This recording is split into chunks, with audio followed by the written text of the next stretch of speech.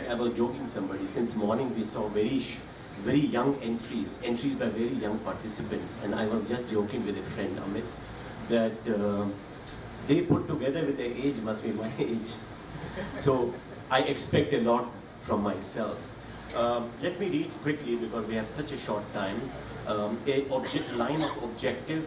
The growing densification in residential areas are affecting nearly all Indian cities, and subsequent pressure on the infrastructure demand a rethinking of the existing building types. Change in pattern of living and trend towards maximizing covered area and FAR tend to erode more quality space. Hence, the challenge today lies in developing building typologies that reinstate a balance between built and open landscape areas fundamental to integral living. I feel very strongly for Delhi because I am now for 30 years there, and we have builders taking over neighborhoods, communities, and the architecture that emerges out of that is only facade architecture. Architecture that is for visual consumption and not for really living, because inside, if you look, the entire thing is more conventional. Will I do that here? Okay. You see, sorry. You see here, we have here a plot in Maharani Bagh, one of the posh areas, as I may call, in south of Delhi, about 800 square yard. The footprint of the plot is 18 by 36 meters. We were fortunate to have a client, I'm a little parochial here, but let me be, from Gujarat. NRIs, they have returned back, Harvard professor, and the other one is a doctor. This is very important to know because there are probably a handful of people in Delhi that can go along with experimenting with building materials and with typologies, because most of them, as I said, go with the builder. You see in B how we are lifting the building because still parking is mandatory now. In C you can see now there are two dovetail units, duplex for the parents who stay in Kenya and come occasionally back, and duplex of the first and the ground floor where the family with 3 children stay, the son with the 3 children. Now, as I said, Corbusier had professed in 20s roof gardens for these duplex and roof gardens for the houses. We thought roof garden for a duplex is very inconvenient. Let us have a hanging garden in between. So in D you see what we are going to do. And then subsequently in E you are seeing the forces that work upon a building volume. We are talking here about porosity towards urban neighborhoods, porosity towards the next house, porosity for the sunlight, the air to breathe in. The orientation of the building is north, east, south, west. So the entire winter sun in Delhi is very consumable. You can get good sun, and that's very important because I need to have the sun also towards the northern side where the entrances are for the first and ground floor, while the other entrances are directly from the beginning. The F, G are indicating how we are slicing out of the building to show porosity. And then the structure, just 2 columns that have the services. Let me move fast. In this picture, you will see, therefore we call it Jenga house. How I'm subtracting is a traditional way of doing building. If you look at Ajanta, Ellora, where you carve out of a block and you create voids. For me, it is like the Upanishads, creating nothing out of something. So Nitya is here what we thought will inspire us and create the porosity that we very much need. So I'm moving from floor to floor, opening now this big volume so that my sun can penetrate deep across to northern, northeast, northwestern side. Then smaller inceptions, smaller interventions for adjacent rooms where I get light and openable breakout spaces. This is on the 3rd floor. I have a little loggia. We don't have balconies in this. I think I love loggias because they are like deep verandas, and services areas for the kitchen that I just removed. And I'll jump this. We have in basement a spa and the services for the entire house. I'll just jump it out because I have very little time now. Here you see how the blocking is done.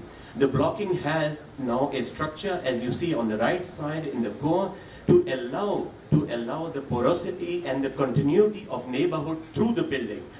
instead of having a closed block. You see also how this is an evening picture shot by Edmund Sumner. And you see also there's a little blue in it, but I think that happens to concrete. Concrete changes over the time. We have used here plank wood shuttering for creating a porosity on the surface. You can see with the daughter on the second floor, the scale of these loggias.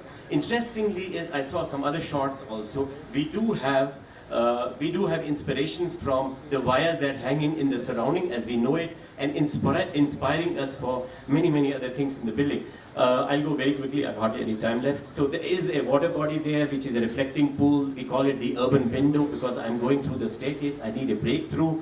The parking areas, the side entrance, which is the northwest entrance. You see how the sunlight is getting through this big cutout up to the entrance area. The family room, which overlooks then and communicates to the entrance. There is a negotiation between people who come and children who sit on the and tell narrative stories. For us, it's a home, not a project that shows a geometrical exercise, but a home where gradually people establish themselves and for generations move to the others. Here you see porosity in front, the family room, in the rear, the library.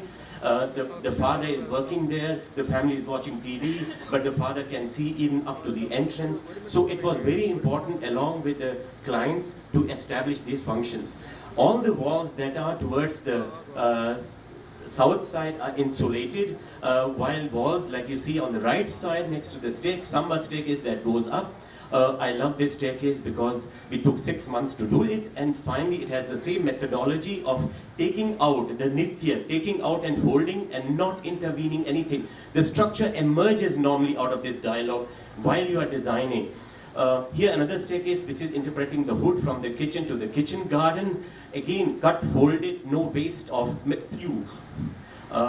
well, there was something else. I can jump that. Another staircase that's inspired by the wires. I'll not go at just 12 seconds. Some interior shots. The interiors were done in collaboration with the clients. And the last shot shows the spa, where the quality of light, sound, because it's in the belly of the building, changes. We were very strongly inspired by Peter. Zoom towards Vals. I stayed there for a few days. I said I can't miss it to have it for the family. Thank you so much. How does Delhi respond to this? I didn't get a single client after this. Means based on this building. Because Salcon, the biggest builder around that neighborhood, there are 3 architects who have built in this neighborhood. One is Martin Khosla, Arjun Malik and ourselves. So it has become a tourist spot, this little lane for architects. Builders don't like it because the FAR, the whole build-up area is 18,000, is huge, massive. And I must admit, I am used from, because I've been groomed by Bauhaus people, and North India has this massive homes, and organizing this massive homes structurally, I didn't talk about the MEP which are along the coast. It's a big challenge, and the ceilings are exposed, so you have to be extraordinarily careful. The switch plates are aligned with the timber shuttering. But it's interesting, people who are little experimental friendly, people who are ready to go with you that extra mile, they have come. I have got an airport project right now after this, and a museum ahead of Rishikesh. So people who know what the pain is to go through, because this building took about 6 years, and the joke was that there are 3 children meanwhile, one after the other, and if I don't stop working, well. So, can you just talk a little bit about the space between the 2 buildings? Pardon me, the space, the cutout yes, space, yes. that's critical to the whole thing. Yeah, and very true. And it's the one thing that's not very clear. Yeah. And I'm really interested in the relationship. If you pulled them apart, how do they talk to each other? Yeah, I didn't mention that. That's true. If you see these 2 cores, these cores just go through the entire house. So on the first floor, you have the large cutout area, which is the L shape. On one side, it has the bedroom and the children room abutting it in an angular shape. In fact, normally I don't present plans here. I present them in, it is difficult to explain plan. But they are L shaped and they open up to the terraces. You can see that. So I'm looking from the kids' bedroom and the master bedroom across to the other side. If you see the door below this overhang, it is the samba staircase that comes up from the living room. So they wanted that during a get-together, they don't have very often, that people who smoke come up. The terrace is now green. As we handed over this building, or it never hands over like that, it goes, you are pushed out of the project. So they have now very green terraces. Interesting is the behavior of the neighbors change. That I find very interesting. Because this space that you're talking about is accessible from the top maisonette or duplex, and it is accessible from the first floor and ground floor. So the porosity here, it's a kind of reinterpretation of a courtyard, without that I call it courtyard, because it's open to the neighbors. And the neighbors are very jealous. They made a kind of Boston house there with brick, and they said we have the best of best in front of us, the open areas. And the left neighbor to the house has stopped pulling down the curtains, because this family doesn't pull down the curtain, because they have nothing to hide. So there is an effect that architecture can do at a very sublime level, not necessarily at, it is not an iconic building, trust me. It may look volumetrically very heavy, very large, but I think it's a very porous building. And I think I must say, we achieved something there with this building, along with the client. For me, the client is the most important.